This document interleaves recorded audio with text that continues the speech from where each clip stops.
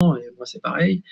Donc il faut vraiment que toutes les équipes soient là à suivre le Zoom. Je sais qu'il y a des gens qui suivent la diffusion en live sur Facebook, et là cette fois-ci ça marche par rapport à la semaine dernière. Donc ça c'est super. Mais vraiment l'assiduité, ça compte beaucoup. Se former régulièrement, c'est vraiment très important. Donc là, en plus, il fait toujours très beau, hein, donc on est encore en plein mois d'août. Donc il y a des gens qui sont en vacances, je sais pas, il y a sûrement des personnes qui nous regardent ou qui suivent dans des endroits un petit peu insolites. Mais voilà, bon, donc c'est la beauté de la chose. Il faut continuer comme ça, et croyez-moi, la rentrée va être très puissante. Il y a des annonces incroyables qui se profilent à l'horizon. J'en dirai pas plus parce que c'est pas l'objectif ce soir, mais apprêtez-vous à avoir des annonces canons très bientôt. Mais en attendant, ce soir, je vous ai concocté, puisque Moa est toujours donc au Maroc et il va faire son retour très très vite là.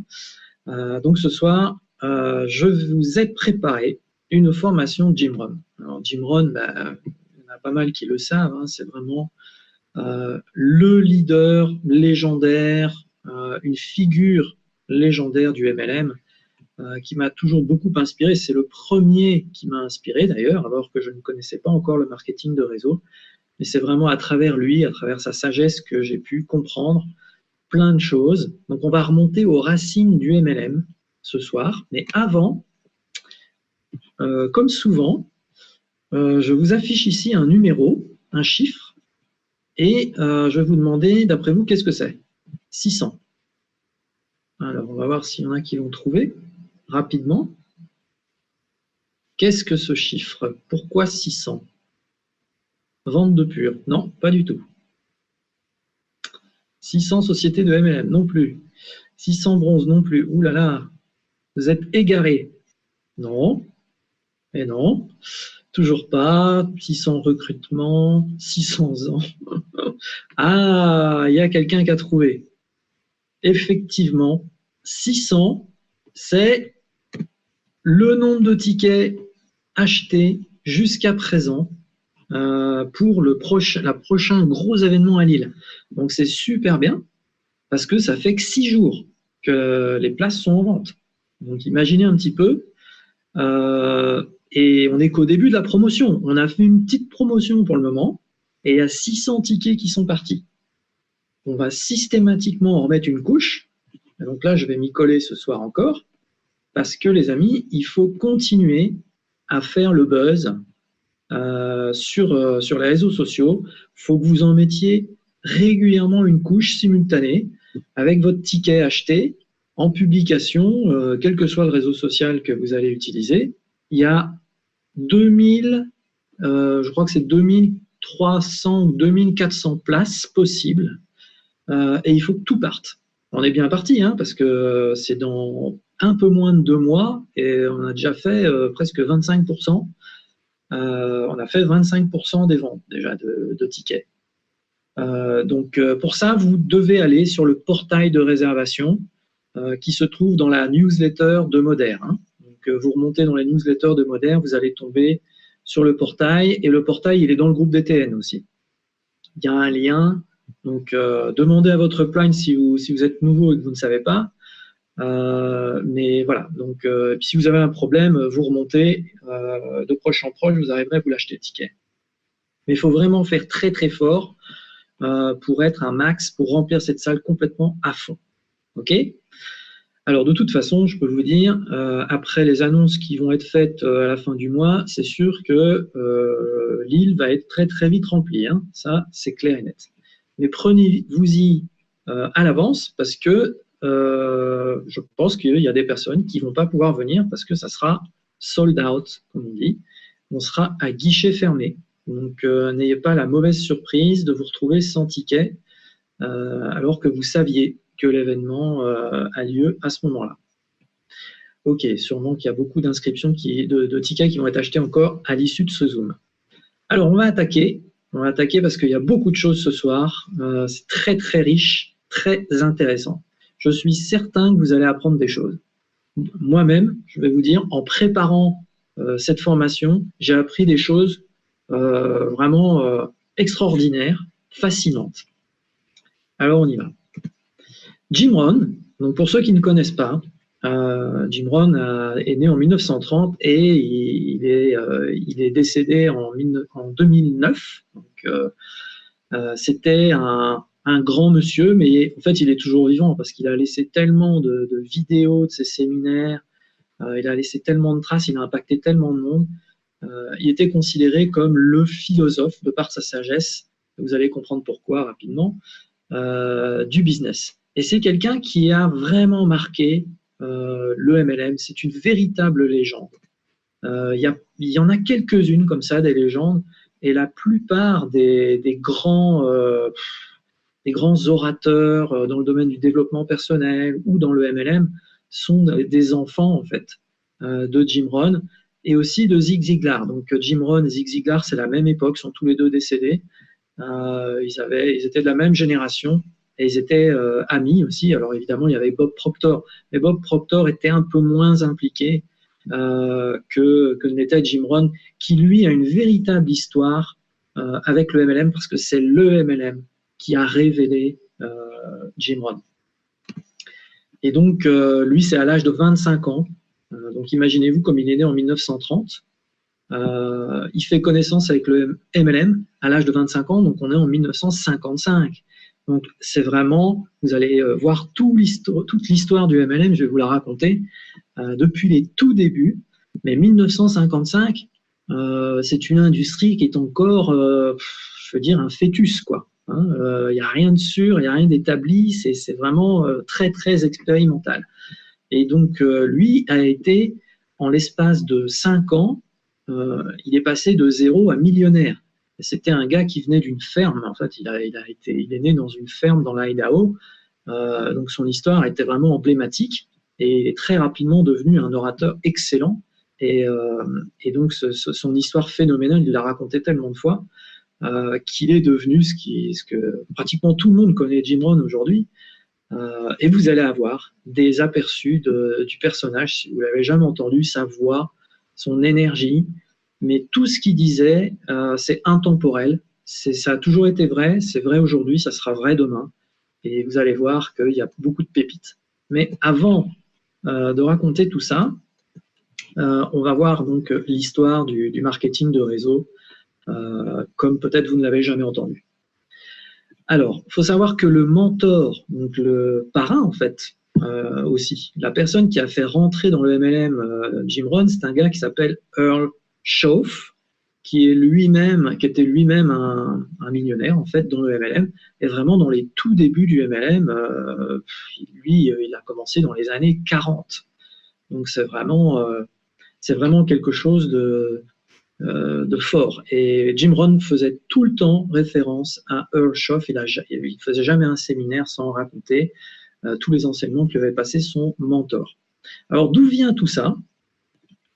D'ailleurs, un des prénoms de Jim Rohn, c'est Earl. En fait, c'est James Earl Rohn. Ça, c'est le vrai nom de Jim Rohn.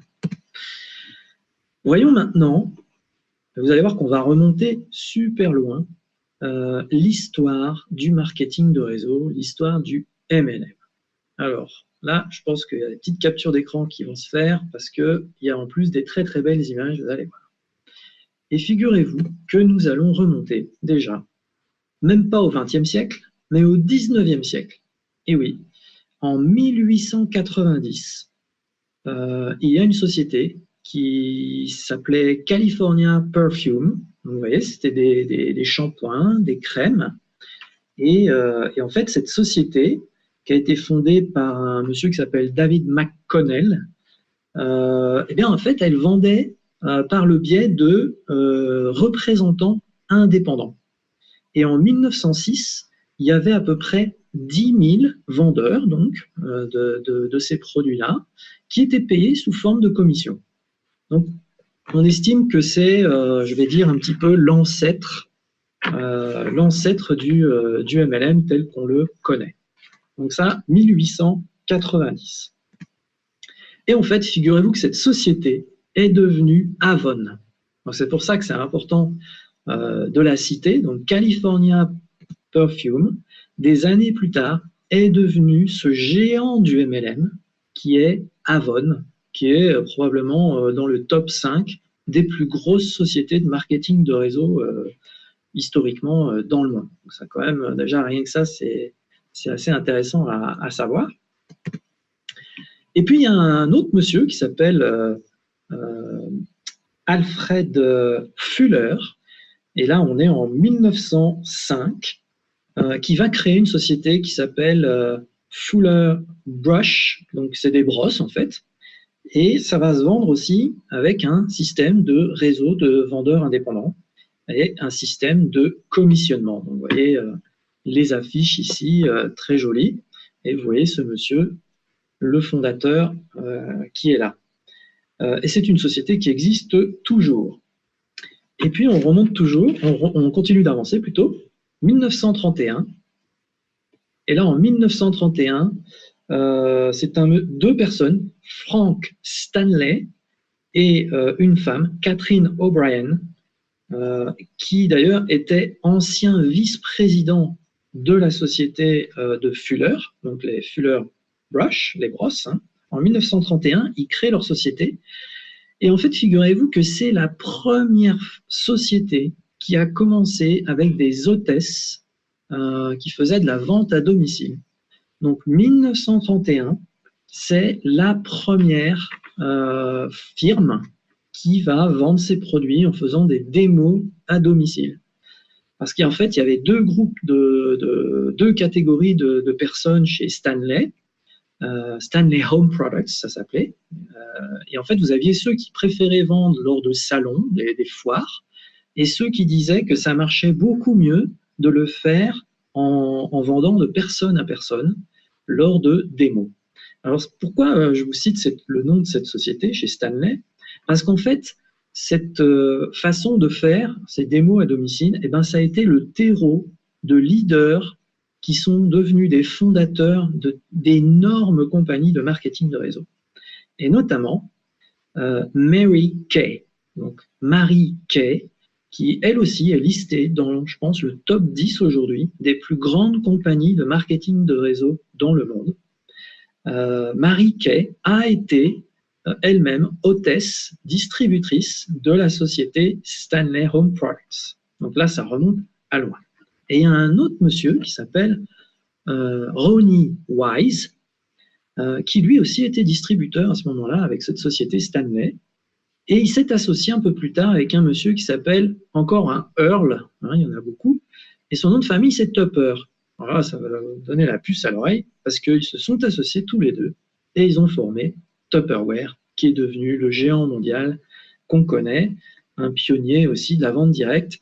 Et c'est par Tupperware d'ailleurs que le statut VDI, c'est un peu grâce à ces ventes qui se faisaient de toute façon depuis très longtemps, que la France a décidé de créer un statut pour légaliser ces ventes à domicile. C'est pour ça que ça s'appelle la vente à domicile, vendeur à domicile indépendant. Donc vous voyez un petit peu le lien qu'on fait ce soir. On fait un peu d'histoire, mais c'est toujours très intéressant de remonter à ses racines. Donc là, on est en 1931.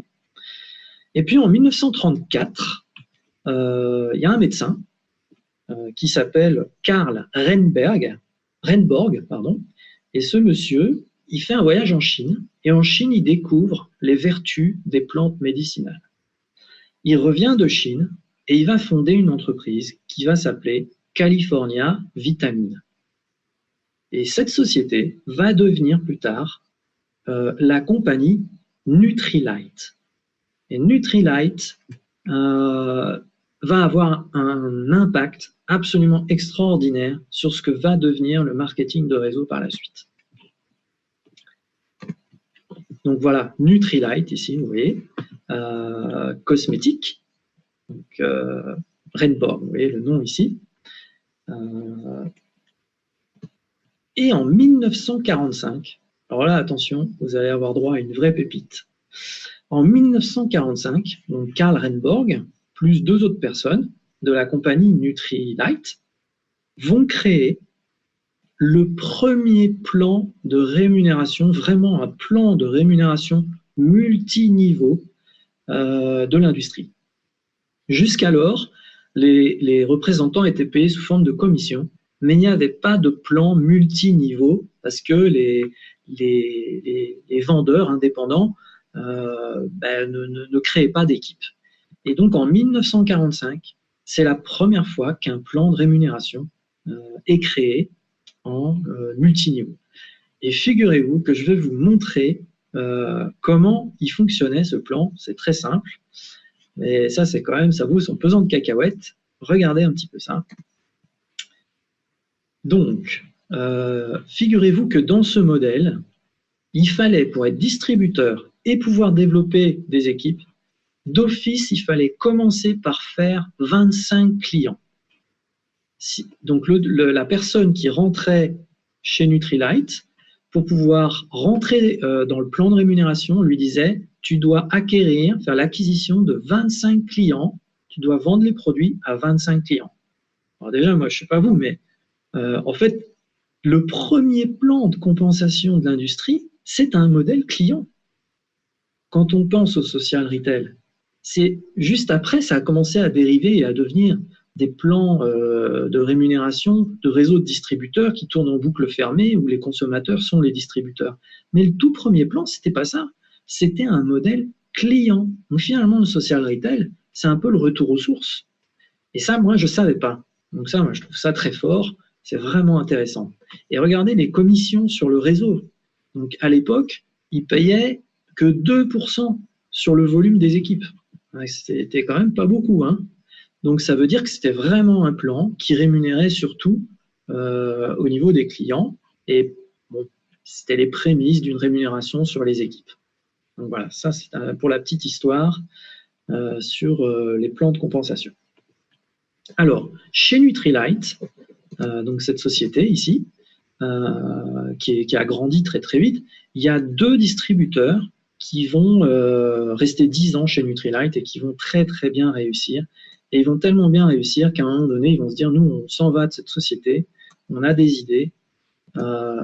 Et c'est ces deux messieurs-là, qui s'appellent Van Andel et De Vos, et ils vont créer une compagnie en 1959, en 1959, et cette compagnie va devenir, et est toujours aujourd'hui, la plus grande compagnie de MLM dans le monde, puisque vous aurez compris qu'ils ont créé Amway, qui est la contraction de American Way, donc le rêve américain quelque part.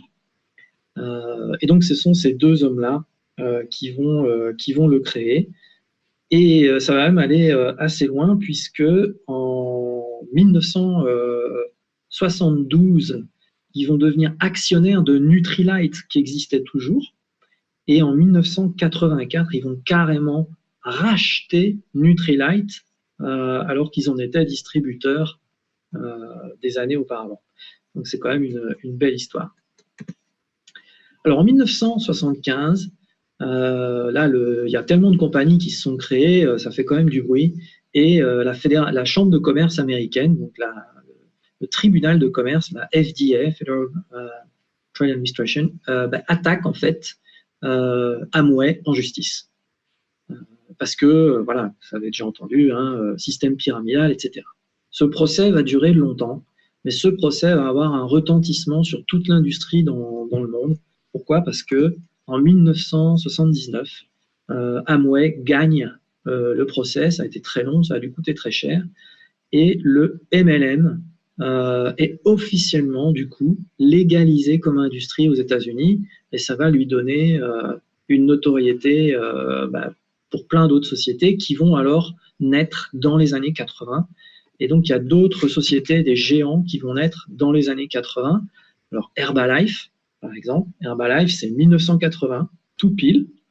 Et d'ailleurs, notez au passage que Herbalife, donc le fondateur Mark Hughes, qui est décédé très jeune, il est décédé à l'âge de 44 ans, en 1984, 4 ans seulement après avoir créé sa compagnie qui était déjà énorme. Pour vous dire l'attrait exceptionnel déjà à ce moment-là du marketing de réseau, la personne qui va remplacer Mark Hughes à la tête de Herbalife n'est autre que le président de Walt Disney, la compagnie Walt Disney. Michael Johnson, il s'appelle ce gars. Nuskin aussi a été créé dans les années 80. Et puis une société qui s'appelle Newways et qui va devenir Modere plus tard. En 2012, donc après tout ce parcours, c'est devenu une industrie énorme. Et les chiffres que vous voyez ici, donc 167 milliards de dollars de chiffre d'affaires mondial pour cette industrie du marketing de réseau, du MLM. Et vous voyez ici, 9,5 milliards, c'est la NFL, la Ligue nationale de foot américain, qui est très puissante.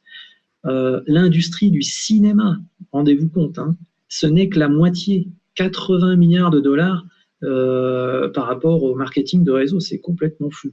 L'industrie de la musique, c'est seulement 16 milliards de dollars, c'est 10 fois plus le marketing de réseau. Quand je dis musique, c'est toute la musique dans le monde. Donc vraiment, c'est spectaculaire. Et donc, Modere, je vous l'ai dit, hein, c'est l'Emanescence, c'est une société de marketing de réseau créée dans les années 80. En 2014, aux États-Unis, le social retail, qui est un modèle client, donc retour aux sources, hein, parce que je vous ai dit que le premier plan marketing, c'était donc un plan client. Hein. Et en 2015, fin 2015, octobre 2015, lancement de l'Europe. Voilà, donc c'est un modèle qui, chez nous, est jeune. En Europe, hein, ça fait 3 ans. Ça fait même pas 3 ans que le social retail existe et que nous pouvons être, avec bonheur, social marketeur. Donc voilà donc ce morceau d'histoire. J'espère que ça vous aura parlé. D'ailleurs, c'est toujours intéressant parfois de le partager, que ce soit dans des réunions. Et sûrement que vous avez appris des choses ce soir, comme moi, quand je l'ai préparé. Alors, on va revenir maintenant à notre ami Jim Rohn. Et là, vous allez peut-être mieux encore comprendre dans quel environnement il a grandi, puisqu'il a grandi dans une espèce de folie, de naissance de cette industrie qui va devenir une très, très grande industrie. Et c'est quelque part, il devient très, très vite une légende. Donc, les gens vont à ces séminaires vraiment captivés et il va toucher des gens même de tous horizons qui vont après créer des grosses sociétés. Tout à l'heure, je vous ai parlé d'Herbalife. Mark Hughes, en 1980, c'est un gars qui est allé en fait voir un séminaire de Jim Rohn et c'est là qu'il a eu l'idée de créer Herbalife parce qu'il a été inspiré par Jim Rohn. Vous connaissez tous Tony Robbins. Tony Robbins, à l'âge de 17 ans, il était en recherche vraiment de changer sa vie, et c'est de nouveau un séminaire de Jim Rohn qui a contribué à changer sa vie, et il a même travaillé pour Jim Rohn au début de sa carrière dans l'organisation des séminaires. Donc maintenant, ce qu'on va faire, je vais vous passer un premier extrait de Jim Rohn pour que vous voyez un petit peu le bonhomme. Alors, c'est pas le Jim Rohn je veux dire, jeune. Quand vous allez le voir là, il a probablement une 60aine d'années, mais vous allez tout de suite comprendre. Et il n'y a pas de sous-titres parce que je vais vous expliquer ce qu'il dit après. Ça ne dure qu'une minute. C'est très, très court. Mais en 1 minute, vous allez voir la profondeur du personnage et ce qui fait qu'il est aujourd'hui toujours quelqu'un de totalement unique et inégalé et probablement inégalable. Donc, on va déjà regarder ça, et puis je vous dirai juste après ce qu'il fait passer comme message.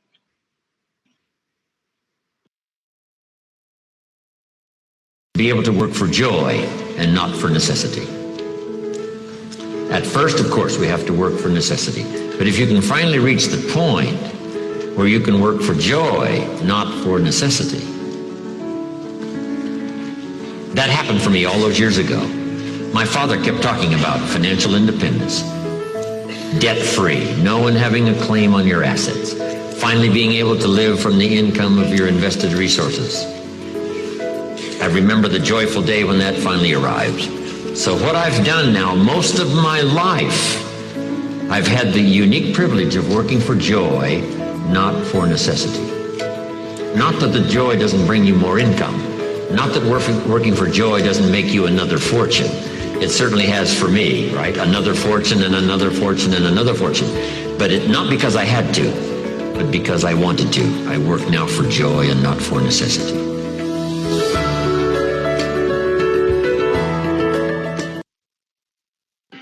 Voilà, donc je vous avais dit, hein, je vous fais passer sans traduction parce que je vais vous expliquer ce qu'il a dit dans ce passage. Mais vous avez vu un petit peu son ton de voix, sa chaleur humaine, sa simplicité. Voilà, c'est un petit peu comme votre grand-père qui vous explique voilà, le sens de la vie, quoi. Mais au niveau business. C'est pour ça qu'on l'appelait le philosophe des affaires. Et donc, qu'est-ce qu'il raconte là? C'est en fait quelque chose que moi je vis également. Vous êtes un certain nombre à le vivre aussi. Be able to work for joy. Et en fait, il parle de la liberté financière. Mais il en parle d'une manière très intéressante. Il dit, et c'est très très vrai, hein, je pense que c'est la même chose pour nous, pour beaucoup de gens. La première chose, c'est qu'au début dans la vie, on travaille par nécessité. Donc c'est ce qu'il explique. Il dit, la première chose qu'on fait, c'est vraiment, on travaille pour voilà, l'alimentaire. C'est par nécessité qu'on va bosser, quoi. Mais là où ça devient vraiment intéressant, c'est quand vous arrivez au stade où vous ne travaillez plus par nécessité, mais vous travaillez pour le plaisir. Vous travaillez parce que vous voulez faire ce que vous faites. Et là, à ce moment-là, c'est parce que en fait, vous pourriez très bien ne pas le faire, mais vous avez les revenus qui vous permettent de vivre. Vous n'avez pas de dette. Vous avez peut-être un bien, une maison, etc., qui est complètement payé. Vous n'avez pas de dette. Et vous avez même peut-être des investissements immobiliers qui font que voilà, vous avez des rentes, en fait. Hein. Mais vous continuez de travailler parce que c'est pour le plaisir. Et ça, c'est... En fait, si vous n'êtes pas encore à ce stade-là, et c'est vraiment ce que je vous souhaite d'atteindre, parce que parfois, moi, on me pose souvent la question, mais combien de temps tu travailles par jour? Alors, si je réponds honnêtement, je vais dire, je sais pas, je travaille 12, 14, 15 heures par jour. Mais en fait, je travaille pas par nécessité. Je travaille parce que j'ai envie de travailler. Je travaille pour le plaisir de créer une différence. Et c'est ça, finalement. Là, quand on parle de liberté financière, c'est que vous le faites sans avoir besoin de le faire. Et donc, mais vous passez par le stade où vous le faites par nécessité. Donc, voilà, un des morceaux de sagesse de Jim Rohn. Et il y a une deuxième vidéo que je ne vais pas vous passer pour gagner du temps, où il fait passer aussi un message que je trouve important, vraiment génial, à sa manière. Il explique que il n'y a aucune loi qui, quand vous devenez social marketeur ou quand quelqu'un devient distributeur ou même devient entrepreneur, aucune loi ne garantit que ça va marcher. Il n'y a aucune loi qui garantit le succès, de même qu'il n'y a aucune loi qui garantit le bonheur, la richesse. Ça peut vous paraître un peu bizarre de dire ça, mais parfois le comportement des personnes, quand elles commencent ce genre d'activité, on a un peu le sentiment qu'elles pensent que le succès leur est garanti. Or, pas du tout. C'est pas comme, je vais dire, quand on parle de loi, la gravité, c'est une loi. La loi de la gravité, c'est la même pour tout le monde. Et je vais dire, là, c'est une garantie. Si vous sautez d'un immeuble, vous allez arriver plus bas, quoi. Vous allez arriver en bas. Ça, c'est garanti. Mais le succès, il n'est pas garanti. Donc, qu'est-ce qui se passe? Vous devez l'exiger de vous-même. Donc, tout ce qui n'est pas garanti, il faut se l'exiger de soi-même parce qu'il n'y a personne qui va vous l'amener sur un plateau. Personne va pouvoir vous le garantir.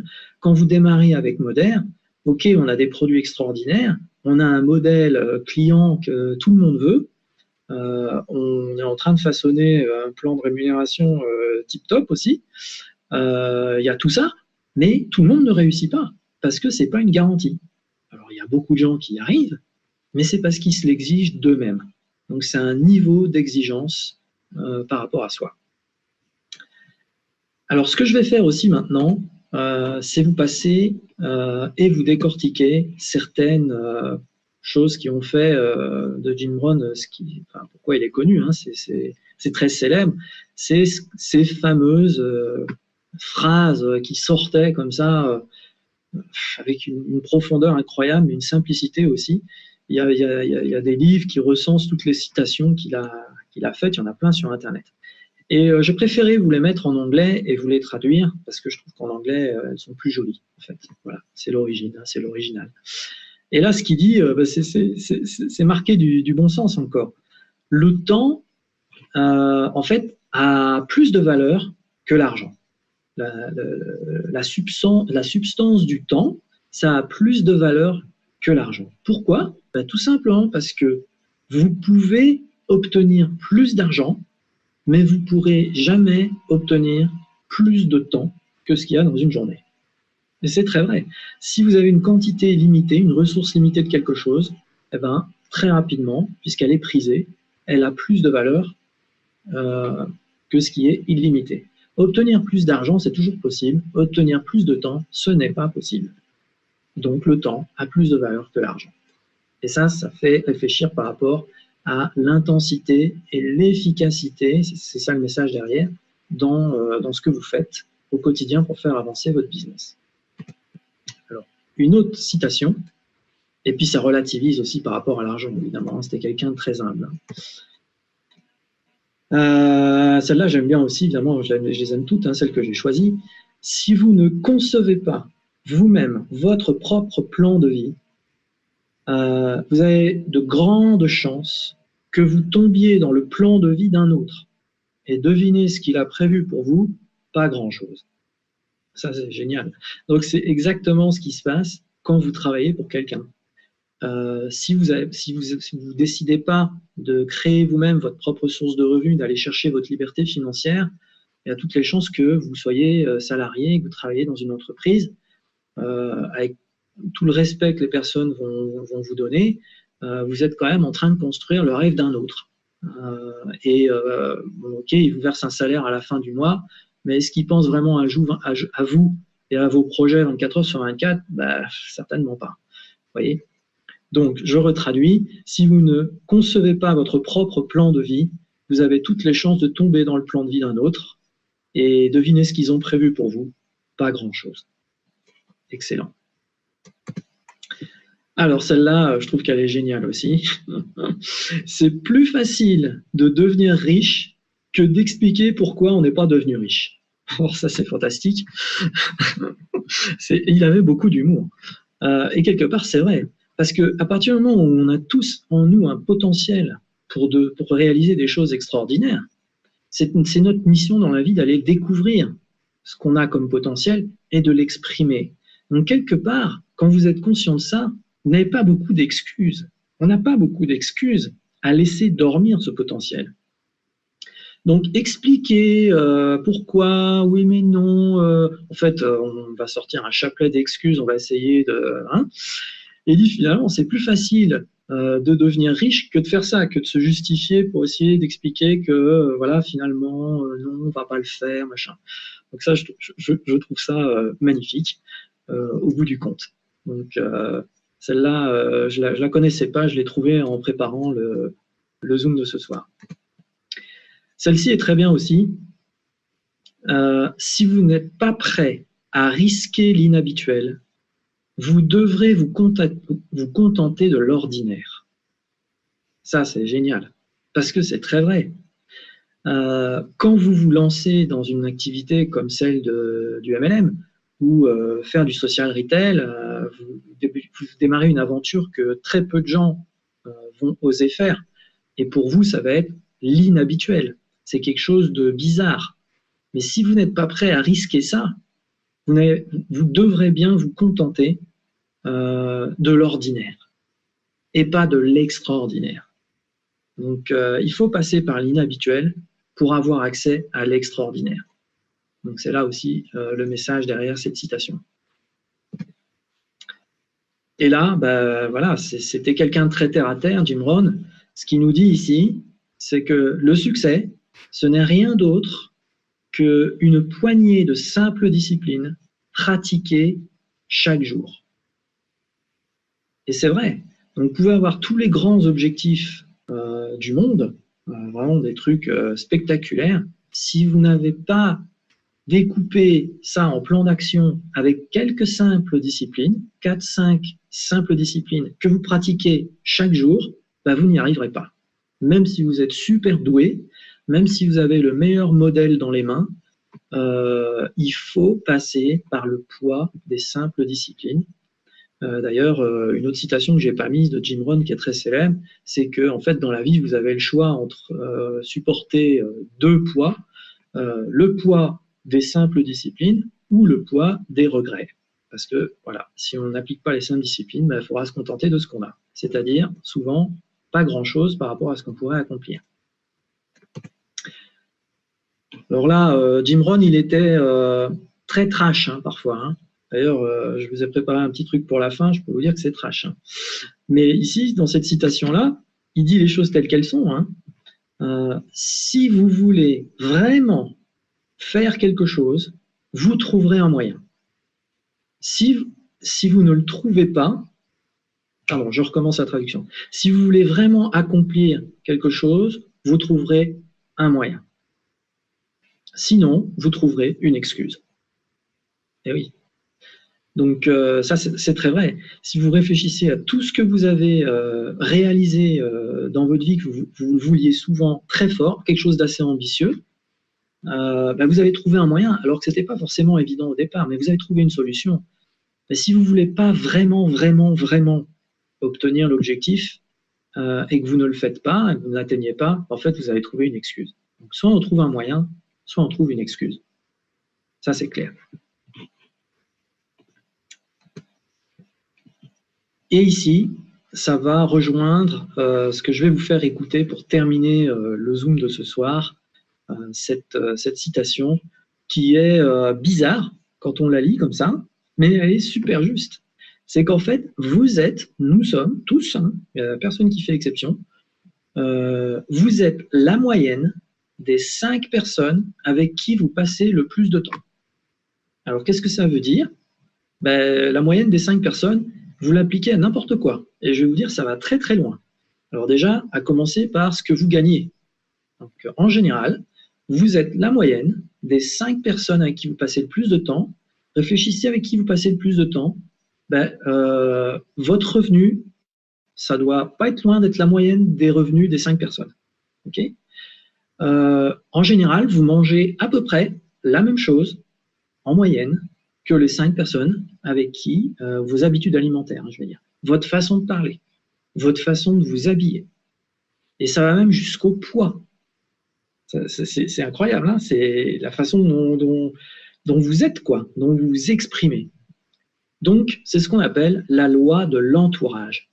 Les personnes que vous choisissez dans votre entourage vont avoir un impact énorme sur la suite. Ça veut dire qu'il faut vraiment bien y réfléchir. Parce que si vous voulez un objectif extrêmement fort, vous devez à chaque fois vous poser la question, est-ce que ce que je suis en train de faire me rapproche de mon objectif? Mais vous devez aussi vous poser la question, est-ce que les gens avec qui je passe le plus de temps me rapprochent de mon objectif? Vous voyez, ça, c'est extrêmement important.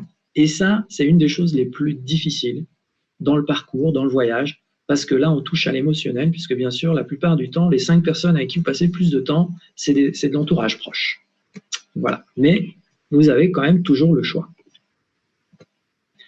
Alors, celle-là est en français. Elle est très connue. Elle fait partie de la BD Devenir, c'est quoi, la bande dessinée, oui, entrepreneurz.fr. Et donc, c'est pas le vent qui décide de ta destination, c'est l'orientation que tu donnes à ta voile. Le vent est le même pour tous. Effectivement, ça veut dire quoi? Ça veut dire que ça sert à rien de blâmer les circonstances, de blâmer l'extérieur ou les gens ou ses uplines ou la compagnie ou tout ce qu'on veut. Parce que, voilà, l'exemple typique, c'était les hors-stock dans la boutique, en veux-tu, en voilà, on a traversé 8 mois comme ça, et ce vent-là du hors-stock, il a soufflé pour tout le monde. Il y a des gens qui ont lâché prise, mais c'est parce qu'ils n'ont pas orienté leur voile correctement. Parce que les grands navigateurs, même s'ils ont un vent de face, ils vont s'en servir pour aller là où ils veulent aller. D'accord ? Et c'est la même chose quand vous visez un objectif. il faut se servir du vent, de se servir de sa force, quelle que soit sa direction, vous pouvez atteindre votre destination. Donc c'est vous qui orientez la voile, par contre. Vous êtes le seul à orienter votre voile. Et la dernière citation, avant que je vous passe un petit bijou, est celle-ci. Et là, on revient à l'anglais. Et je l'aime bien aussi, parce qu'avoir des buts, c'est une chose, mais les accomplir, c'est autre chose. Et de nouveau, on reparle de discipline. Et Jim Rohn, en fait, il disait ceci: la discipline, c'est le pont qui relie les buts à leur accomplissement. Il avait une façon de s'exprimer très imagée, et c'est très vrai.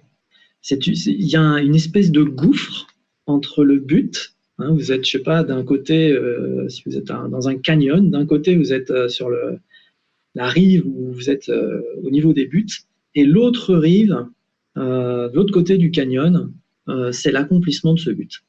Et si vous n'avez pas la discipline, eh ben vous n'arriverez pas de l'autre côté. Hein, c'est le vide entre les deux, et vous allez, si vous essayez, vous allez tomber. Et donc, il faut construire un pont entre les deux, et ça, c'est la discipline. Voilà. Donc, sans la discipline, rien n'est faisable. Voilà pour le petit chapelet de citations. Je peux vous dire, il y en a un paquet. Hein. J'ai même un livre dédicacé signé de sa main, de Jim Rohn, que je me suis procuré en Angleterre, où il y en a je ne sais pas combien. Maintenant, en fait, je vais vous passer un extrait de 3 minutes. Et là, préparez-vous, parce que vous allez peut-être prendre une claque. Là, on va revenir en fait à la loi de l'entourage. Vous savez, hein, vous êtes la moyenne des 5 personnes qui vous passez le plus de temps. Et pendant ces 3 minutes, et là, j'ai pris la peine, c'est un audio, hein, donc il y a quelques images qui défilent, mais c'est un audio. Donc, montez le son de votre ordi, si vous voulez entendre la voix originale, mais surtout, lisez bien, parce que j'ai sous-titré ce que dit Jim Rohn. Les sous-titres, ça va relativement vite, parce que là, il est dans une forme, je peux vous dire, il y va carrément, c'est très percutant. Donc, profitez de ça. C'est un message super intense, super fort, mais extrêmement vrai, qui sera toujours vrai. D'accord ? Donc, je suis sûr que vous vivez ça déjà. Et puis, si ce n'est pas vous, c'est vos équipes, mais on vit ça en permanence, en fait. Donc, je vais vous passer ceci tout de suite.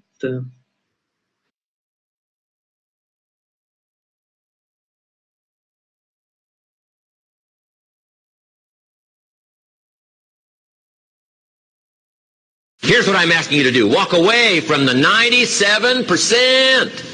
Don't use their vocabulary. Don't use their excuses. Don't use their method of drift and neglect. Won't even walk around the block for their health. Won't even eat an apple a day. Won't even take the time to refine their philosophy for a better life. Walk away and join the 3%.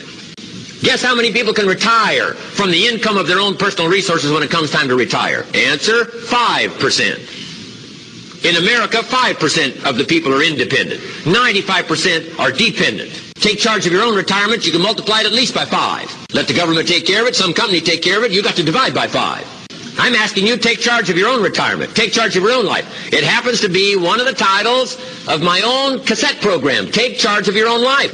That's what we've talked about here all morning. Take charge of your own day. Don't have days like most people have. You'll wind up broke and poor. Pennies, no treasures. Trinkets, no values. Change it all. And it starts as simple as an apple a day. It starts as simple as the first book of your new library. It starts as simple as the first journal that you get, and make the first entry that when people see it will say this is the beginning of a study of a serious student. They're going to be healthy. They're going to be powerful. They're going to be rich. They're going to have it all. Look, they've committed themselves to a whole new journey. I'm asking you to do that. But what's easy to do is what? Easy not to do. But walk away from the 90%. Walk away from the 97%. Walk away from the 95%. Don't go where they go. Don't do what they do. Don't talk like they talk. Develop you a whole new language. Be part of the few. Guess when I went and got this little book, Richest Man in Babylon? Guess when I went and got it? The same day I heard about it. I went and got it. Somebody says, well, Mr. Rohn, does that make you different than most everybody else? And the answer is yes. Somebody says, well, why is that? We don't know. What do we know? You don't know. I don't know. know? Nobody knows. All we know is some get the spark and say, I'm going to change my life. I'm going to change my health. I'm going to change my relationship with my family. I'm going to change everything. And if it starts with an apple, if it starts with a walk around the block, if it starts with a book, if it starts with a journal, whatever it starts with, I'm a candidate. I'm ready to go and change my life. I invite you on that journey. Once you look back on it, you will never turn back. You'll never go back to the old ways and the old language and the old neglect. Never. Drive yourself to do it. Book by book, entry by entry. It's all available for you.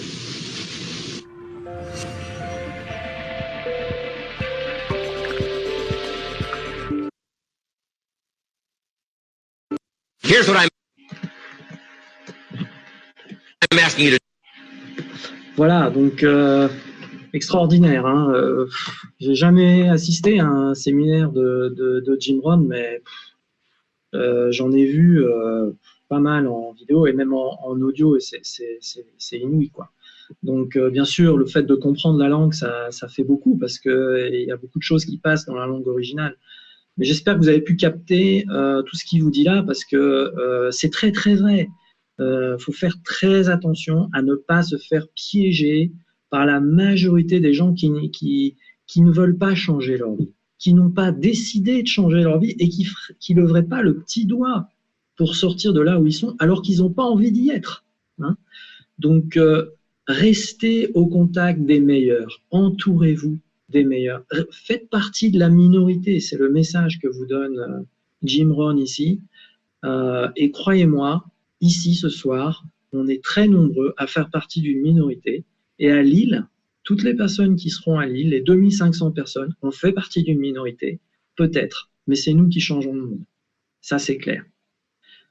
Donc, sur ces bonnes paroles, je vais vous laisser. Et si vous n'avez pas acheté votre ticket, je pense que vous allez le faire. Et je vous remercie pour votre attention ce soir. C'était un Zoom un petit peu particulier qui me tenait beaucoup à cœur. Et voilà.